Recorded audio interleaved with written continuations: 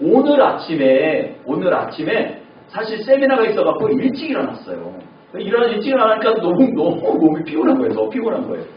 그래서 잠깐 눈을 붙이고 일어나서 이제 마지막 이제 말씀도 준비가 이제 마무리를 짓고 예배도 이제 마무리를 짓고 이제 그러면서 오디오를 유튜브에서 CCM을 좀 틀어놨어요. 영어 찬양을 어제 저녁부터 영어 찬양 마이크 W 스미스라는 분의 찬양을 틀어놓으면서 어떻게든 내가 좀 은혜를 받고 내가 살아나야지만 내가 말씀을 전할 수 있으니까 그런 가운데 막 은혜가 되기 시작하는 거예요. 근데 우리 막내가 아침 일찍 일어나갖고 아빠가 이제 깨어있으니까 이제 방에 들어온 거예요. 그러니까 아빠가 음악을 틀어오니까 아이가 들어오더니 아빠 뭐해? 그러면서 아이가 그 찬양을 부르기 시작하는데 아마 집이 떠날 정도로 이 집에 얼마나 영어 찬양인데 발음도 되지 않는데 예호상나 그러면서 노래를 불러대는데 야 이게 은혜가 되더라고요. 이게 은혜가 되고 저도 덩달아 이게 뭐가 돼 이게 막 불이 올라오는 것 같아. 빨리 가서 내가 예배를 드리고 말씀을 전해야 되겠다라는 그런 막 힘이 솟더라고요. 이게 딸내미의 찬양을 듣고서. 그래서 오늘 정말로 오늘 여러분들 찬양하면서 느끼셨겠지만 정말로 내가 오늘 이 찬양을 하면서 정말로 힘을 다해서 찬양을 했거든요. 정말 내 마음 가운데 그 은혜가 전달이 되니까 정말 그렇게 찬양할 수밖에 없는 거예요. 네? 이 부활의 기쁨이 단순한 어떤 사건으로서 과거적인 사건으로서 끝나지 않고 정말로 그 부활하신 그 주님의 기쁨이 오늘 여러분들 예배드리는 여러분 한 사람 한 사람에게 전해지기를 간절히 소원합니다. 정말 그 기쁨 때문에 견딜 수 없는 그 감격이 우리 가운데 다시 한번 회복되어지는 은혜가 있으시기를 주님의 이름으로 축복합니다. 한번 화면을 바꿔주시겠어요? 제가 오늘 말씀을 시작하면서 짐 엘리엇이라는 사람에 대해서 이야기하려고 합니다.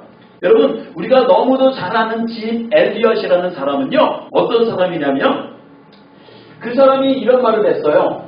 영원한 것을 얻기 위해 영원하지 않은 것을 버리는 자는 결코 어리석은 자가 아니다라는 말을 했어요. 여러분 이 말이 무슨 말인지 아세요? 이게 무슨 말이에요? 영원한 것이 뭡니까? 영원히. 그죠? 하나님, 예수님의 복음 그것이죠. 영원한 것을 위해 영원하지 않은 것이 뭘까요? 그죠? 영원하지 않은 것을 버리는 자는 결코 어리석은 자가 아니다. 세상은 우리가 얻을래야 얻을 수가 있습니까? 없습니까? 얻을 수가 없어요. 내가 그것을 신기루처럼 잡을 수 있는 것처럼 느껴지지만 정작 그것을 잡으려고 하면 어떻게 해요? 그것은 저마치 멀어져 있어요. 내가 이만큼 돈이 있으면 행복하게다 생각해서 그만큼을 벌어놓으면 그것을 가지고 이미 우리는 행복할 수가 없어요. 그죠? 우리가 경험해 봤잖아요. 우리가 물질을 따라가 봤잖아요. 그랬더니 그것을 잡으려면 잡을수록 어떻게 되는 거예요? 그것이 우리에게 기쁨이 아니라 뭘 줘요? 아픔과 고통을 주더라고요. 그러면 우리가 무엇을 잡아야 한다는 것입니까? 짐 엘리엇이 하는 말은 뭐예요? 무엇을 잡아야 한다는 거예요? 영원한 것을 잡아야 한다는 거예요. 여러분, 짐 엘리엇이라는 사람은요, 정말로 대단한 사람이에요. 어떤 사람이냐면, 시카고의 명문 휘트 대학의 수석으로 졸업한 인재예요. 여러분, 그 정도로 인재이면, 여러분, 외지에 가서 선교사로 헌신해서 자기가, 그 부족민들에게 죽임을 당하고 싶겠어요? 자기가 그런 삶을 살고 싶겠어요? 일부러 정말로 어렵고 힘든 낮은 곳을 찾아서 복음을 들고 들어가겠어요? 그렇지 않는단 말이에요. 세상적인 원리론요, 정말로 인재이고 정말로 뛰어난 인물이라면 자기의 인물값 한다고 정말로 어떤 유명한 사람이 되거나 어떤 훌륭한 일들을 하기 위해서 세상에 입문한단 말이에요. 그런데 이 짐 엘리엇은 이렇게 수석으로 졸업을 했음에도 불구하고 그는 어떻게 했냐면 졸업 후 어떻게 했냐면 남미 에콰도르 아마존 유역에 있는 선교사로 자원해서 나갑니다. 정말로 일반 사람들이 상상할 수 없는 일들을 생각하고 있어요. 짐 엘리엇. 그런데 여러분 짐 엘리엇이 아마존 그 유역에서 선교사로 파송을 받아서 친구 4명과 여기 나와 있는 친구 4명과 이제 비행기를 타고 그 아마존 유역에 들어갔다는 거예요.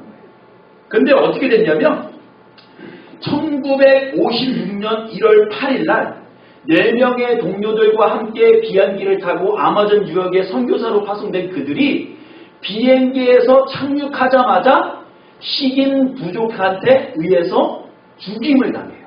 내리자마자. 여러분 생각을 해보세요. 이 유능한 이 5명의 청년이 다른 일도 아니고 선교사로 헌신하고 아마존 불무지의 땅으로 들어가서 선교지에서 내리자마자 창으로 활로 죽임을 당했다. 여러분 그 기사를 보면 우리는 어떤 생각이 들까요? 어떤 생각이 드세요? 정말로 아깝다. 왜 쓰잘데기 없는 위험의 지역을 들어갔을까? 여러 가지 발언들을 할 수 있겠죠. 왜 그런 생각을 했을까? 다른 방법이 있었을 텐데, 다른 사람을 보내거나 아니면 물질로 후원할 수 있었을 텐데. 근데 아니나 다를까 시카고의 신문들이 이런 기사를 냈어요. 이 사람들은 불필요한 죽음을 선택했다라고 기사에 머리글 기사로 냈어요. 불필요한 죽음이다 라고 불필요한 낭비다 라는 타이틀로 기사를 냈다. 그런데 그의 아내 엘리자베스가 이런 말을 합니다. 여러분 말씀을 생각하십시오. 낭비라니요. 내 남편의 죽음은 낭비가 아니었습니다. 그는 전 세계를 이렇게 준비했던 사람입니다. 바로 이 시간을 위해 살아왔던 사람입니다. 그는 하나님께서 주신 자신의 책임을 수행하고 생애의 목표를 달성하고 죽은 행복한 사람입니다. 그리고 엘리자베스는 1년 후에 간호 훈련을 받고 그 남편이 죽음을 당했던 그 부족의 그곳을 자원해서 들어가요. 근데 다행스럽게도 그 부족은 남자만 죽이는 부족이에요. 남자만. 여자는 해치지. 그래서 그녀는 그곳에서 5년 동안이나 헌신을 합니다. 그래서 5년 후 그 부족을 떠나는 엘리자베스가 그 아우카 부족 추장들에게 물어봐요. 도대체 당신들은 누구입니까? 그 추장들이, 그 원주민들이 이 여인에게 물어봐요. 도대체 당신은 누구입니까? 라고 물어봐요. 그랬더니 엘리자베스가 이렇게 말해요. 나는 당신들이 5년 전에 죽었던 그 남자의 아내입니다.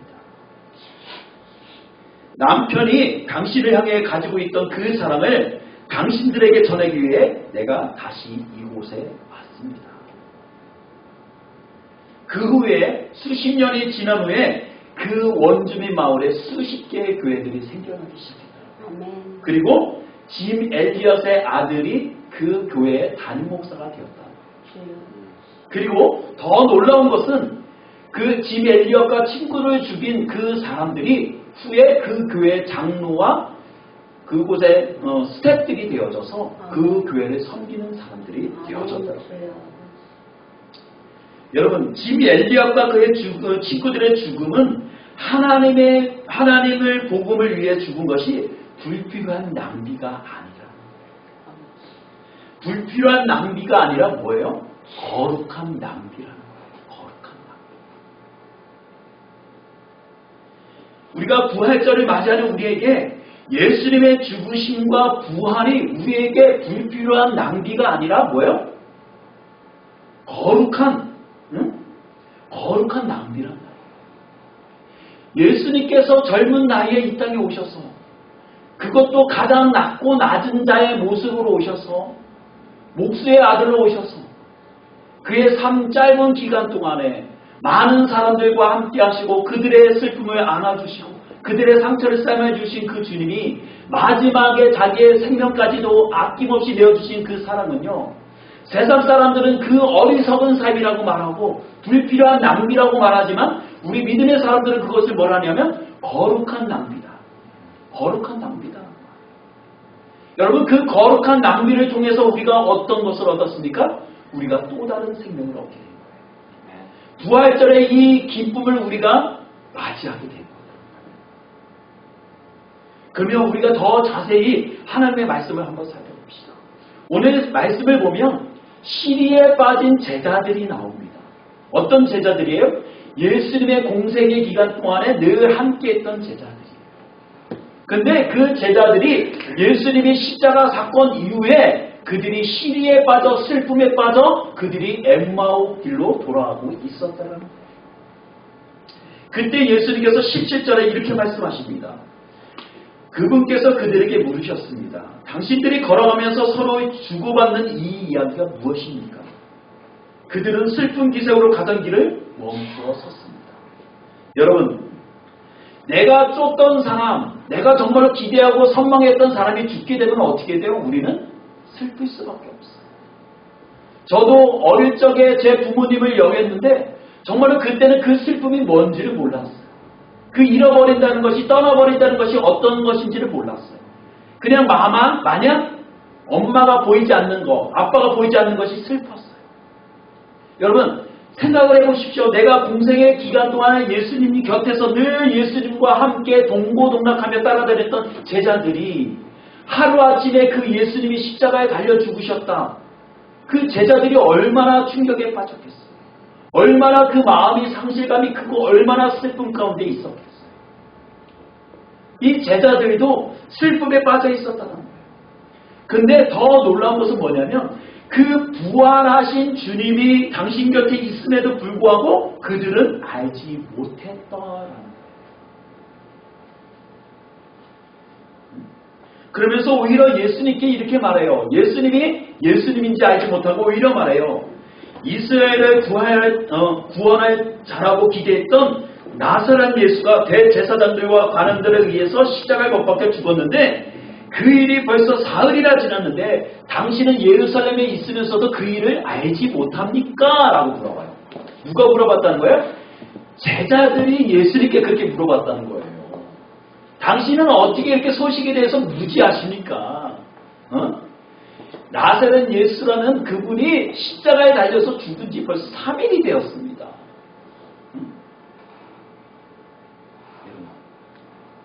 우리도 삶 가운데 큰 슬픔을 만날 때가 있지요, 종종. 정말 그 슬픔 때문에, 그 시리 때문에, 그 아픔 때문에 앞이 안 보일 때가 있어요. 캄캄할 때가 있어요. 정말 어떤 방향으로 어떻게 걸어가야 하고, 내가 어떤 일을 해야 하고, 어떻게 살아가야 될지 모를 때가 있다. 아마 지금도 그 아픔 때문에 내가 사랑하는 사람을 잃어버린 그 충격 때문에 그 충격에서 벗어나지 못하는 사람들도 있을 수 있을 거예요.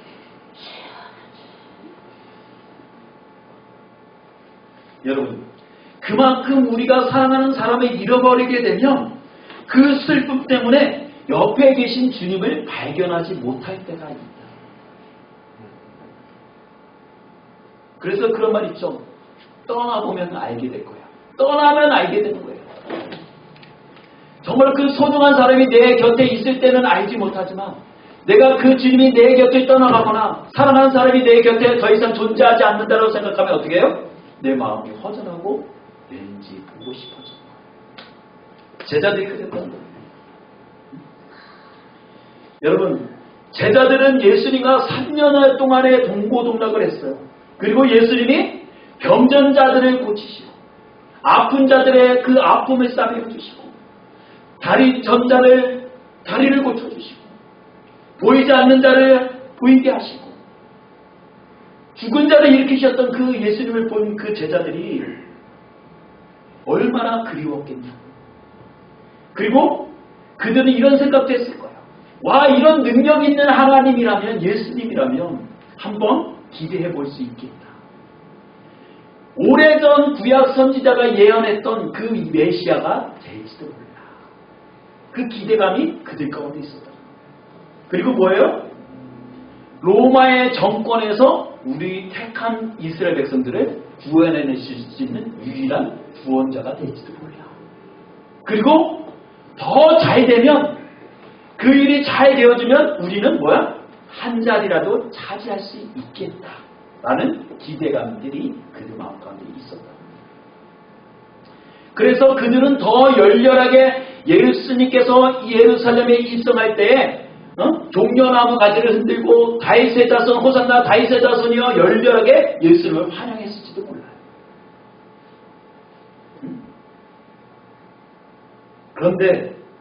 그런데 여러분 결과는 어떻게 됐어요?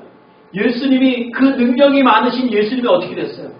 하루아침에 로마 군병들에게 잡히셔서 포로가 되어지고 그들에게 온갖 모욕과 수난을 겪으시고 십자가에 멸관을 쓰시고 십자가에 달려있는 그 모습을 볼 때 그들의 희망과 그들의 소망은 어떻게 되겠어요? 와글이 무너지는 거예요. 그리고 급기야는 예수님을 위해서 내가 모든 것을 헌신하겠다라고 고백했던 그들의 고백과 결단은 어떻게 되는 거예요? 예수님이 잡히시던 그날 밤에 다 도망을 가게 됩니다. 그래서 지금 엠마오로 향하는 이 두 제자들은 더 시리에 빠져 있고 충격에 빠져 있는 거예요. 근데 우리가 제자들의 마음은 이해가 되지만요. 예수님의 관점으로 보면 이것은 이해가 되지 않아요. 왜 이 제자들이 시기에 빠져 있을까? 왜 슬픔에 빠져 있을까요? 한번 살펴봅시다. 첫 번째는요. 하나님의 말씀을 잊고 있었다는 거예요. 자, 한번 따라해 봅시다. 하나님의 약속의 말씀을 잊어버리지 말자. 여러분 다 잃어버려도 돼요. 내 생일을 잃어버려도 돼요. 우리 가족이 예전에 어떤 동네에 살았지? 그거 기억 안 해도 돼요. 내가 엊그저께 뭘 먹었지? 지난주 우리 메뉴가 뭐였지? 기억 안 해도 돼요. 그런데 우리가 잊지 말아야 될 것 그건 뭐예요? 약속의 말씀을 잃어버리지 말아야 돼요. 약속의 말씀을 잃어버리는 순간 어떻게 돼요? 우리가 슬픈 기색을 띠고 떠나가는 엠마오로 가는 두 제자가 될 수가 있다는 거예요. 왜 그런지 아세요? 예수님께서는 오래전에 예수님께서는 제자들에게 말씀을 하셨고 성경을 통해서 그것을 예언을 하셨어요. 그 증거를 한번 보여드릴게요. 한번 넘겨주세요. 넘겨주세요. 예. 우리 마태복음 16장 21절 우리 한번 같이 읽습니다. 시작. 그때로부터 예수께서는 자신이 마땅히 예루살렘에 올라가서 장로들과 대제사장들과 율법학자들의 손에 많은 고난을 당해야 할까 죽음을 당했다가 상해만에 다시 살아나야 할 것을 제자들에게 드러내기 시작하셨습니다. 마태복음 20장 17절에서 19절 시작. 예수께서 예루살렘으로 올라가시면서 12제자를 따로 곁에 불러놓으시고 길에서 그들에게 말씀하셨습니다. 보라, 우리는 지금 예루살렘으로 올라가고 있다. 거기서 인자는 대제사장들과 율법학자들에게 넘겨질 것이고 그들은 인자에게 사형 선고를 내릴 것이다. 그리고 그들이 인자를 이방 사람들에게 넘겨주며 그들은 인자를 조롱하고 채찍으로 때리고 십자가에 못 박을 것이다. 그러나 인자는 3일째 되는 날에 다시 살아날 것이다. 여러분, 예수님께서 뭐라고 말씀하셨어요? 이미 나의 죽음에 대해서 이미 제자들에게 말씀하셨다는 거예요. 근데 제자들은 뭐예요 지금? 그 말씀을 기억했다? 기억하지 못했다? 기억하지 못했다는 거예요. 여러분 3년여 동안 따라다녔으면 그래도 예수님이 어느 정도 뭘 말씀하셨는지 그래도 조금이라도 캐치할 수 있을 텐데 그것을 알지 못했다는 거예요. 그것은요 우리가 교회를 3년을 다녀도 하나님의 말씀이 제대로 들려지지 않으면 뭐예요? 아무런 소용이 없다라는 거예요. 제가 오늘 아침에 세미나를 하나 이제 듣기 시작하는데 12주 과정이래요. 근데 그 세미나의 주제가 그거예요. 그러니까 성경을 우리가 바로 보자는 거예요. 바로 보자는 거예요. 이 저자가 뭘 말하고 있고 정말로 하나님께서 우리에게 주시고자 하는 메시지가 무엇인지를 우리가 바로 보자. 내가 보고자 하는 그런 메시지가 아니라 정말로 성경의 저자가 우리에게 주고자 하는 메시지가 무엇인지를 정확하게 파악하고 그것을 받아들이잖아요. 여러분 예수님의 생활 가운데 공생의 기간 가운데 3년여 동안 같이 다녔던 제자들은요. 예수님이 아무리 그들에게 설명으로 비유로서 그들에게 말씀했지만 그들은 그것을 알아먹지 못했다. 여러분 그래서 교회를 수년 다니는 것보다도요. 더 중요한 것은 뭐다? 한 말씀이라도 오늘 이 말씀을 깨닫는 것이 중요합니다. 아멘. 이 말씀이 들려져야 돼요. 믿어져야 돼요. 응? 그것을 기억하지 못하면 어떻게 되는 거예요? 예수님이 죽으면 우리도 슬퍼할 수밖에 없다니까요. 내가 그것을 당장 눈앞에 보이지 않는 것으로만 인해서 아파하고 슬퍼하지만 정말 예수님께서는 그것이 아니라 그것이 끝이 아니라 나는 반드시 부활하리라는 것을 그들에게 말씀하셨다는 거예요. 그 부활이 보이지 않는 거예요. 그래서 제자들은 낙심하고 슬픔에 빠져 있을 수밖에 없었다는 거예요. 여러분 우리가 시간을 지나면서 또 오랜 우리가 종교 생활을 하면서 성경책 우리가 몇 번 읽을까요? 몇 번 읽을 것 같습니까? 우리가 1년에 한 번. 1년에 한 번. 그러면은 우리가 80을 산다고 하면은 80번? 80번은 아니겠죠. 우리가 뭐 한 살 때부터 읽는 거는 아니니까. 아니 그래도 뭐 한 40도 할까요? 여러분 근데 우리가 40독을 했다고 칩시다. 그러면 여러분 지금 여러분들 마음 가운데 약속의 말씀으로 자리 잡고 있는 약속의 말씀이 몇 가지가 생각이 됐어요? 지금 떠오르는 말씀 10가지? 20? 5개? 아 지금 아무 생각도 없어요? 10개? 여러분 그렇다니까요. 우리가 하나님의 약속의 말씀을 많이 듣는 것보다 그 말씀을 많이 먹는 것보다도 뭐예요? 우리가 그 말씀을 한 말씀이라도 기어잡고 그것을 부여잡는 은혜가 있어야 된다는 거예요. 그 은혜가 우리에게 있지 않으면 우리는 약속의 말씀을 잃어버리게 되고 엉뚱한 길로 가게 된다는 거예요. 여러분 성경은 하나님의 약속의 말씀입니다. 그 약속은 반드시 이루어집니다. 아멘. 근데 우리만으로만 아멘이로구나. 근데 왜 우리는 정작 위기가 오고 풍랑이 오면은 우리는 약속의 말씀을 의지하지 못할까요? 그건 뭐예요? 믿음이 약해서. 믿음이 약해서? 믿음이 약한 것도 있지만 내 안에 불신앙이 싹트린 예수를 믿지 않은 거예요. 똑바로 믿지 않은 거예요. 교회는 다녔지만 내가 정말 예수님이 누군지를 인격적으로 만나보지 못한 거예요. 말씀의 달콤함을 맛보지 못한 거예요. 한 번. 마귀가 있기 때문에. 여러분 신앙생활을 너무 쉽게만 하려고 하지 마세요. 정말로 여러분들이 정말로 믿음이 있고 하나님의 약속의 말씀이 내 안에 있다면 그 작은 말씀이라도 부여잡고 여러분들 삶 가운데 그것을 열매로서 삶으로서 살아내려고 여러분 고단히 부단히 노력하셔야 돼요. 정말로 피나는 노력을 하셔야 돼요. 여러분 한 번의 습관이 우리가 평생을 자고하듯이 그 불필요한 습관이 우리의 인생을 망칠 수도 있다고 하잖아요. 그렇죠? 그렇듯이 우리가 좋은 습관 정말로 그 한 말씀을 부여잡고 나의 삶 가운데 어떤 삶으로서 그것이 삶의 열매로서 녹아져 나고 그것이 열매로 맺혀지려면 얼마나 많은 노력과 피땀이 필요하겠냐. 시간이 필요하겠냐. 하물며 우리가 일주일에 한 번 나와서 하나님의 말씀을 듣는데 이 변하지 않는 인성, 변하지 않는 나의 영성, 이 변하지 않는 나는 더러운 나의 습관들이 쉽게 변하겠냐고요. 변하지 않아요. 그렇지만 우리는 알지만 뭐예요?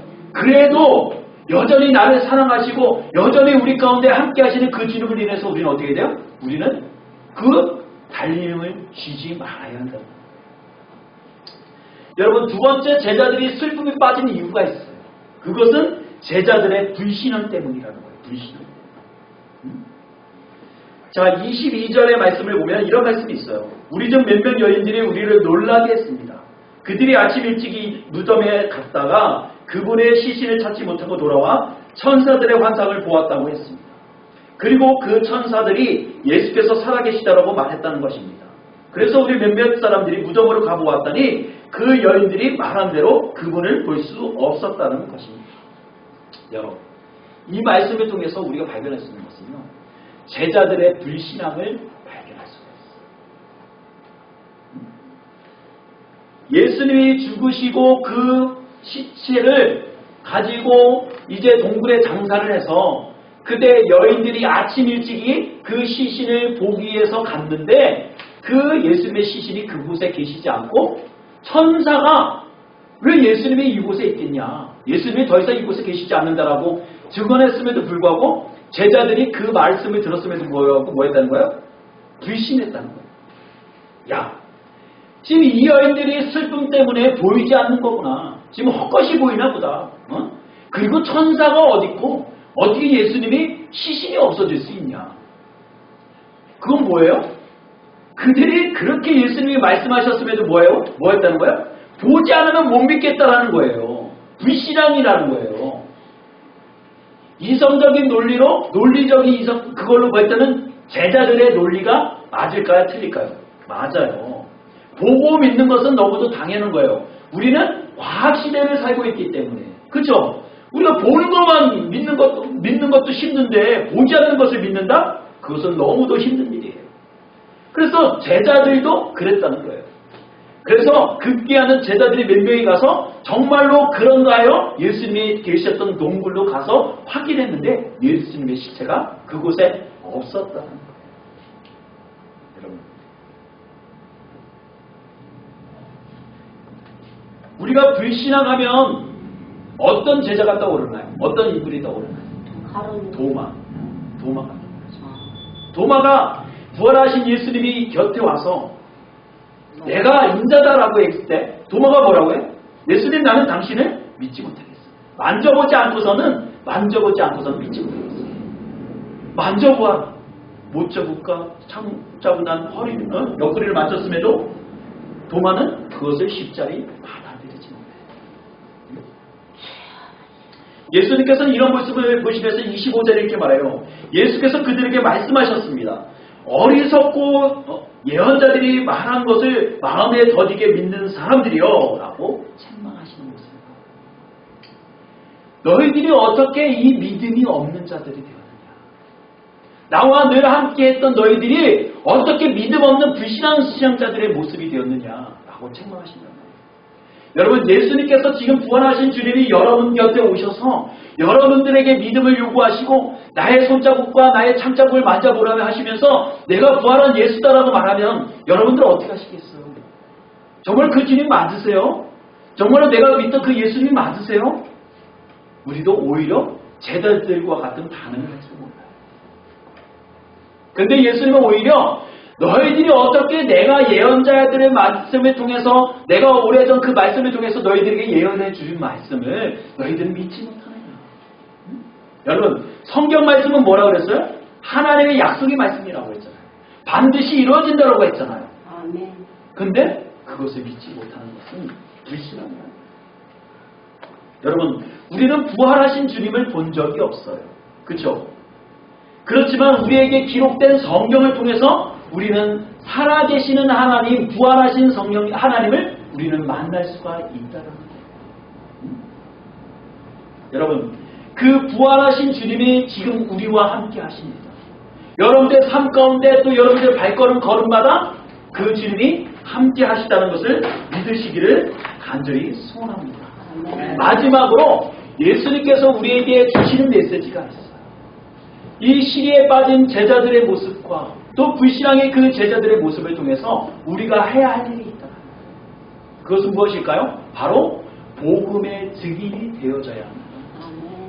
부활절날 우리가 기쁨으로만 우리가 우리 교회에서만 그래 맛있는 거 먹고 부활절은 우리가 계란만 나누고 그래 좋은 날이구나 축복된 날이구나 이렇게만 끝나면 안 된다는 거예요. 어떻게 돼요? 부활의 증인의 삶을 살라라고 우리에게 요구하고 계시다. 아멘. 아멘. 여러분, 아멘. 부활하신 주님이 그들에게 떡을 떼며 그들에게 나눠줄 때 그들의 마음이 어떻게 되는 거예요? 그 주님이 이제 더 이상 보이지 않지만 그들은 어떻게 됐어요? 그의 마음이 어떻게 됐다? 뜨거워졌다라는 거예요. 뜨거워졌다. 여러분, 뜨겁다라는 건 뭐예요? 우리 여름이가 뜨거워요. 어린이처럼 뜨거워 주님의 사랑. 여러분, 주님의 사랑은 너무도 뜨거워요. 정말로 감당할 수가 없어요. 제자들의 마음에 식어졌던 불신앙의 그 마음에 뭐가 된 거예요? 불이 지펴지기 시작한 거예요. 그 부활의 주님이 따라준 떡을 먹으면서 그들의 마음 가운데 잃어버렸던 하나님의 성령이 그 마음 가운데 다시 어떻게 되는 거예요? 불이 지펴졌다는 거예요. 여러분, 저는 정말로 간절히 소망합니다. 정말로 우리 여기 앉아 계시는 우리 한 분 한 분이 정말로 그 부활하신 그 주님을 만남으로 인해서 그 꺼져가는 그 불씨가 정말로 뜨겁게 불타오르는 은혜가 있어지기를 주님의 이름으로 축복합니다. 여러분, 초대교회 사도들의 설교의 핵심은 무엇인 건지 아세요? 바로 십자가와 부활이었어요. 다른 것이 아니에요. 너희들이 잘 먹고 잘 살아야 되고 건강해야 되고 자녀가 축복받아야 된다, 그 얘기가 아니라 십자가와 부활에 대해서 나눌 때 그들 가운데 성령이 운행하기 시작했고 그들이 방언으로 얘기하기 시작했고 많은 사람들이 자기의 것을 여기지 아니하고 함께 초대교회 공동체를 이루어가기 시작했다는 거예요. 여러분, 우리에게 이 아침에 부활절 아침에 우리가 회복해야 될 것이 무엇입니까? 십자가와 부활의 영성을 우리가 회복해야 한다는 거예요. 잃어버렸던, 놓쳐버렸던, 내가 생각지 못했던 그 십자가를 다시 부여잡는 은혜가 있어야 한다는 거예요. 그리고 다시 복음으로 돌아가야 한다는 거예요. 복음을 믿어야 돼요. 복음을 받아들여야 돼요. 복음을 아는 것으로만 끝나는 것이 아니라 뭐 해야 돼요? 그것을 삶으로 살아내야 한다는 거예요. 여러분, 그 주님은 약속하신 말씀대로 다시 이 땅에 오셔서 다시 십자가에 달려 죽으셨지만 그 주님은 어떻게 하셨어요? 십자가에 달려서 죽으신 것으로만 끝난 것이 아니라 뭐 하셨다? 부활하셨다는 거예요. 아멘. 여러분, 예수님은 부활하셨습니다. 죽음 가운데 계시지 않습니다. 무덤 가운데 계시지 않아요. 여러분, 더 이상 불신앙으로 우리의 어떤 신앙으로 우리가 보는 시견으로 우리의 견해로서 우리의 상식으로서 예수님을 더 이상 십자가의 무덤 가운데 남겨두시지 마세요. 아멘. 그 주님은 부활하셨어요. 그리고 여러분들과 함께 하십니다. 여러분들과 그 약속의 말씀을 오늘도 이루어 가시기를 간절히 소원하고 계시다라는 거예요. 여러분, 우리가 이 일의 부활의 증인입니다. 자, 한번 따라 봅시다. 우리는 이 일의 증인이라. 우리는 부활의 증인이다. 여러분, 우리는 부활을 보지 못했지만 우리는 부활을 경험하는 사람들이에요. 날마다 우리의 삶 가운데 부활의 사건이 있어지기를 주님으로 축복합니다. 이것은 기념적인 행사가 아니에요. 더 이상 1년에 단 하루 딱 부활절 정해놓고서 예수님이 죽었다가 우리 마음대로 죽였다가 살리고 그런 게 아니에요. 그 주님은 늘 살아계셔서 우리의 삶 가운데 날마다 부활절이 되어져야 한다는 거예요. 그 부활하신 주님을 우리가 함께 늘 동행하고 계시다는 사실을 잊어버리지 마시고 여러분들 부활의 증인이 되어져서 그 증인의 사명을 감당하실 수 있는 저와 여러분들이 되시기를 주님으로 축복합니다. 아멘. 아멘.